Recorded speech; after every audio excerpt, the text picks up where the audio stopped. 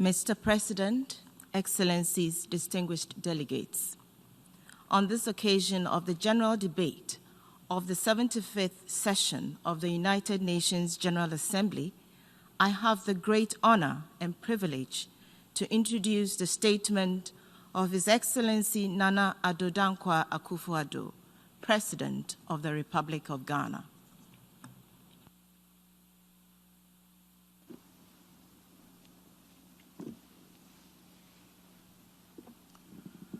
President of the General Assembly, Your Excellencies, Secretary General, a year ago, we were all looking forward to what we were sure would be the grand celebrations at this year's General Assembly to mark the 75th anniversary of the United Nations.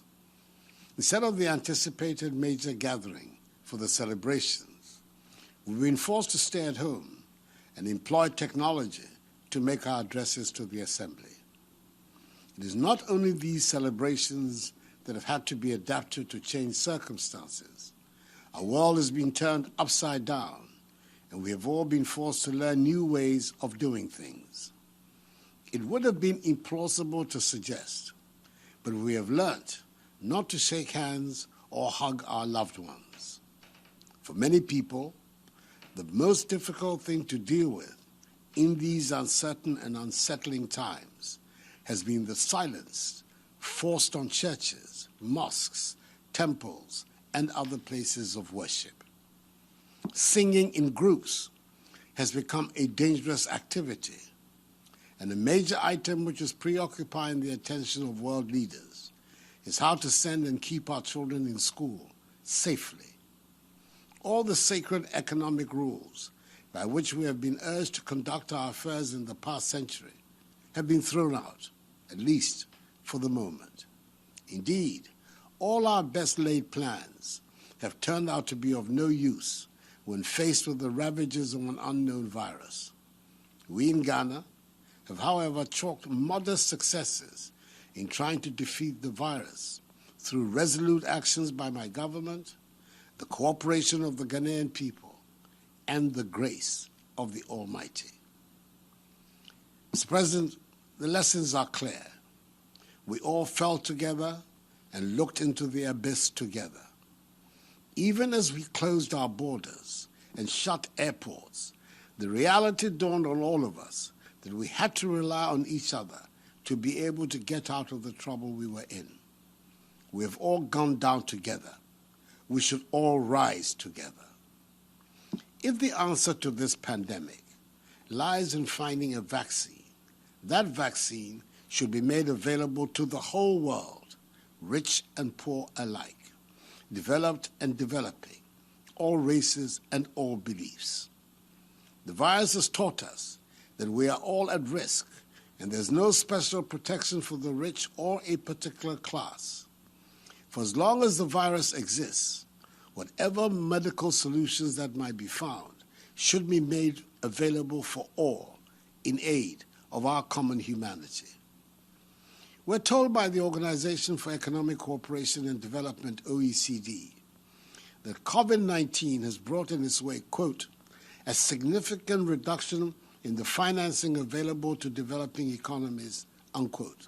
Again, with the organization estimating that, quote, external private finance inflows to developing economies could drop by US $700 billion in 2020 compared to 2019 levels, exceeding the immediate impact of the 2008 global financial crisis by 60%, unquote.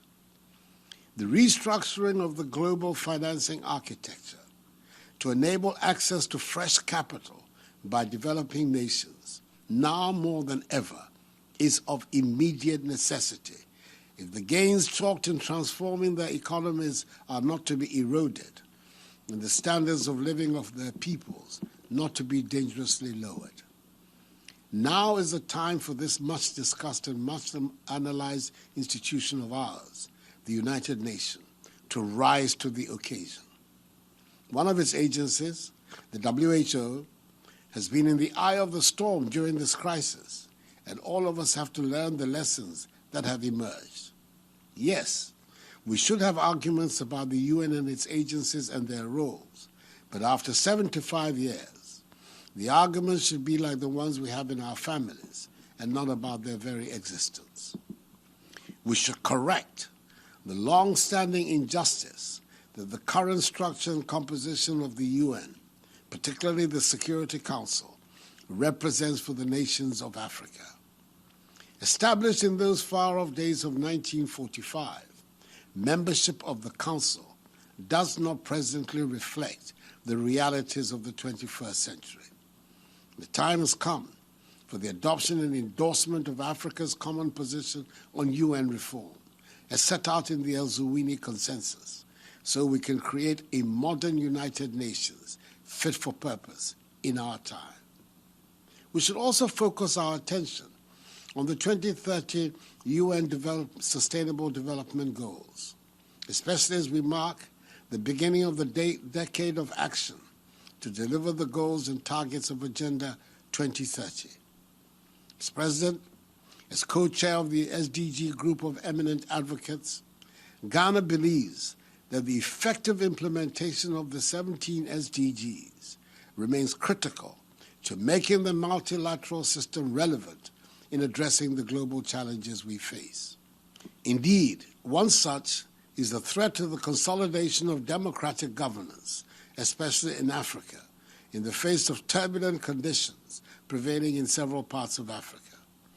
As the newly elected chairperson of the Economic Community of West African States, ECOWAS, I say that one immediate test confronting the community is the political situation in Mali, following the coup d'etat that ousted President Ibrahim Boubacar Keïta, which has been compounded further by the activities of terrorists and violent extremists who are in control of large swathes of that country in some parts of the Sahel region. We have learned, most often through bitter experience, that terrorism and violent extremism are not restricted to particular geographic locations or jurisdictions, as the impact of a single terrorist incident in one part of the world resonates throughout the world. It is incumbent on the UN, and indeed all member states, to lend their support to the efforts being made by ECOWAS to restore normalcy to Mali and help us defeat the scourge of terrorism. Mr. President, the importance of technology has been reinforced in the time of the pandemic. Virtual meetings are now part of our normal lives. Young people have graduated in virtual ceremonies, and we might never go back to some of the many conferences that we used to attend. And it is obvious that technology is the future.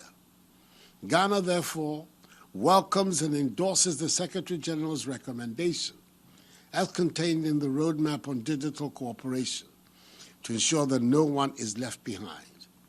How else would we all have maintained a semblance of keeping in touch in the past 6 months but for technology? The political season is at its height here in Ghana as we prepare for presidential and parliamentary elections in December.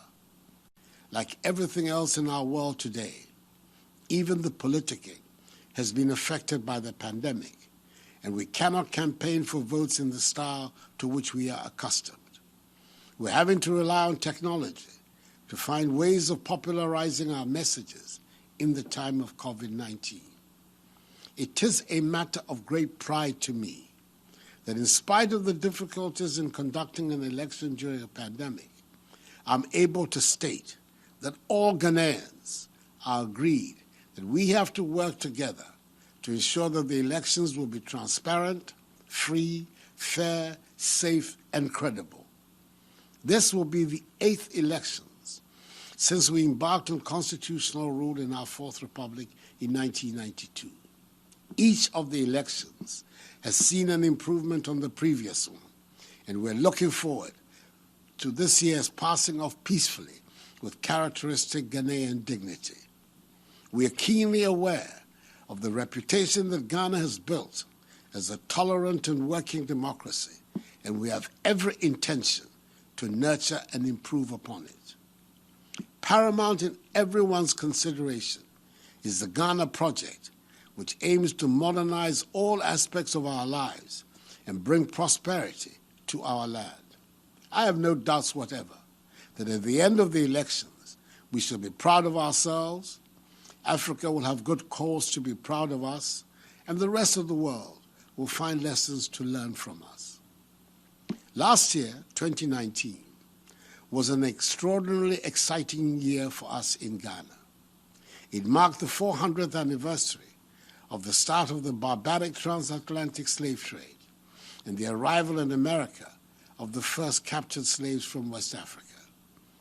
To mark this tragic anniversary, we declared 2019 the year of return and extended a welcome back to the African continent of the descendants of the slaves who constitute the bulk of the black population in the Americas and the Caribbean. The invitation was enthusiastically taken up, and a great time was had by all.